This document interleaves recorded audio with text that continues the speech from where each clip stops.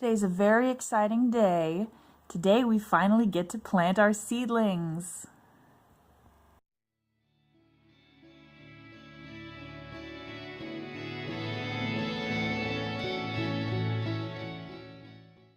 Hey YouTube, how are ya? Jerry and Laura from Local Pines. Today's a great day. Today we get our first seeds now ready to start to the ground. Yeah, we gotta apologize for the audio quality. A neighbor of ours is dropping a tree, so we've got the wood chipper going pretty much all day today. But yes, very exciting day. We're getting our plants in the ground. We've got out here cauliflower, broccoli, green cabbage, and red cabbage. And as you can see, we've got a lot of them. A lot of them. Got our work cut out for us. Yes. Fertilizer. Just an all-purpose. We're going to dig out a little hole, get them in the ground, put a little fertilizer in. Away we go. Water them in. Yeah. And while we're at it, we got tagged by micro homesteaders for 5 gardening questions about us. So while we're planting our plants here, we thought we would give you guys a little insight into our background. Excellent. Great. So let's get going. Okay, let's get going. So the first question about us is, why do we garden? Why do we garden? Why do we garden, Laura?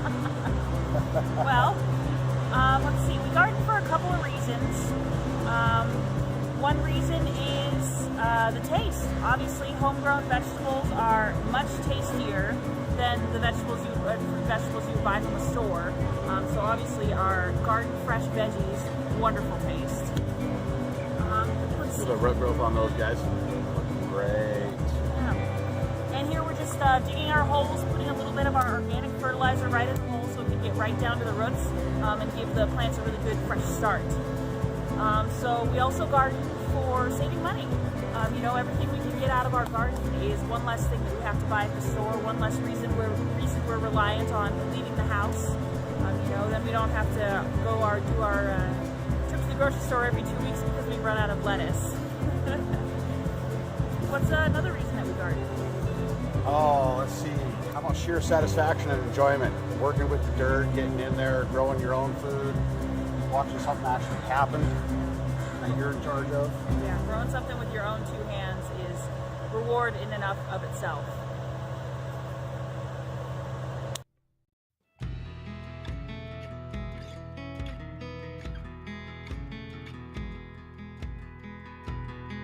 So the second question is, why YouTube? Well, there's a couple Because reasons. we love you. That's the primary reason, because we love you guys. You know, we started this because we were just interested in chronicling our journey. We knew it would be a big task for us to take on homesteading and find some property and try animals and all that jazz. So we wanted to make sure that we were keeping track of that so we could know how far we've come in the next few years. Another reason we YouTube is, like Jerry said, you guys, is we've learned most of what we know from YouTube because there's so many informative videos out there, and we kind of wanted to pay back and help contribute to the nexus of information that is YouTube, and also to connect with you guys. You know, we don't claim to know everything, and all of the comments we've received so far have already been so helpful. So to be able to meet up with you guys and start these conversations and share knowledge is another main reason why we YouTube. All right, so the third question is, how long have we been gardening? Today's my first day. Let's see here. Huh? Fertilizer. Oh, sorry. Keep taking the fertilizer. So I dabbled with houseplants when I was in my 20s, but never really a garden like this. And you had a history of gardening when you were a kid, right, Jerry? Yeah, I grew up on about a half-acre lot, and my parents are both from Minnesota, Wisconsin, so they were farmers as they grew up, big families. So Mom and Dad carried on that tradition when we were out here and I was growing up. So, you know, off and on when I was a kid, helping Dad, and unfortunately not paying enough attention to remember everything he said, but good backbone experience anyways. Yeah, and then last year we kind of dabbled in some gardening. We grew some sugar snap peas and some lettuce mixes, some kale, zucchini, Tomatoes? Tomatoes, peppers, just a few things up in our small garden and some containers as well. But this is the first year that we're trying the whole shebang.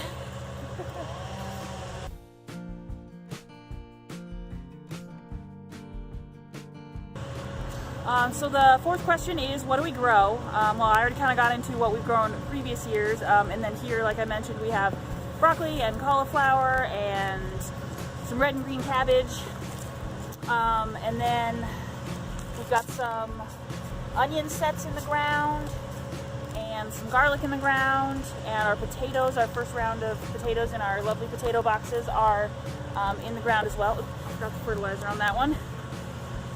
And then of course we've got some radishes here. Hopefully we have time to give you a tour of the yard, but we've got some radishes here growing between the steps. We've got some peas over there, some spinach behind us that's just sprouting up, and then of course we've got plans for other plants as well here as the season progresses. So the fifth and final question is, what do we like to grow the most? So for me, that's a no-brainer. I love a salad. Doesn't matter if it's a chicken Caesar salad or a side salad or what happened. But Laura makes great salads. I love them. So anything lettuce-based is probably my favorite. But it's kind of a all-encompassing thing for me too, because everything we grow we can put into a salad. So I guess I kind of cheated on that. What's your favorite, you think? My favorite thing to grow, I would have to say, is tomatoes. Because I think it's the most drastic difference between homegrown and store-bought. You know, store-bought tomatoes to me just have zero flavor. They're like nothing. But homegrown tomatoes, man, those are delicious. Yeah, they are.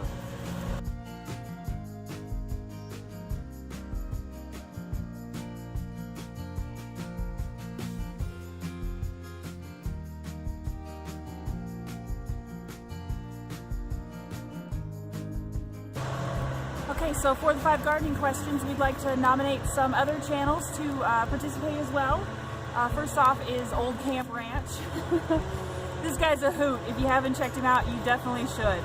Love his videos. He makes us laugh all the time. He's awesome. Yeah. Second one we'd like to nominate is Empty Nesters Simple Living. This is a great couple whose children have all left the house, as the name implies, and they're just beginning their homesteading journey.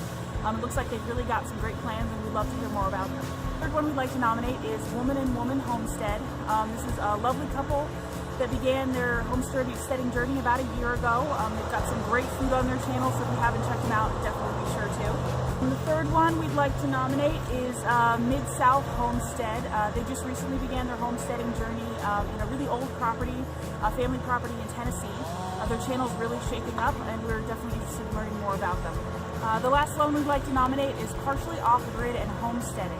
She's located in Michigan, has some great videos of her garden, and we're interested in learning more about her background. So if you guys are interested in participating, we'll have the 5 questions down here below. It looks like while I'm talking, Jerry's finished up all the hard work. Damn. So maybe we've got a little time now to, these steps may not work out after all. They were a great idea in the pictures, Yeah. but not so much. Not very functional, but we'll fix that. It's a very small keyhole, though, which is what we were looking for, access. Yes, definitely. We want to maximize garden space. So now that we've got a little bit of time, maybe we can give you guys a tour and show you some of the signs of spring we're seeing, some of the new plants that are popping up. Got some stuff growing. Yeah.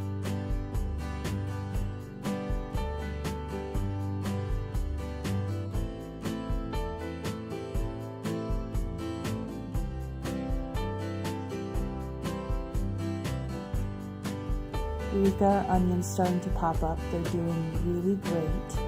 And over here is our garlic, probably the farthest along in our garden. And speaking of onions, that thing's really loud. Hopefully you guys can hear us.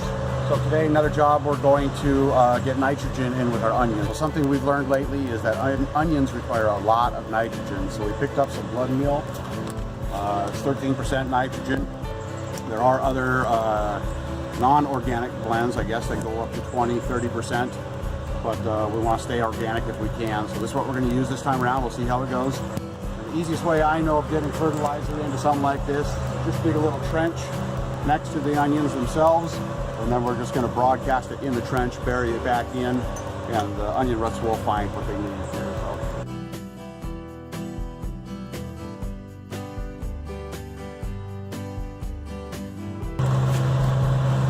this is about 1 cup for every 10 square feet. It's probably maybe a 5-6 foot long row is all. So we're going to use about a half cup. Delicious.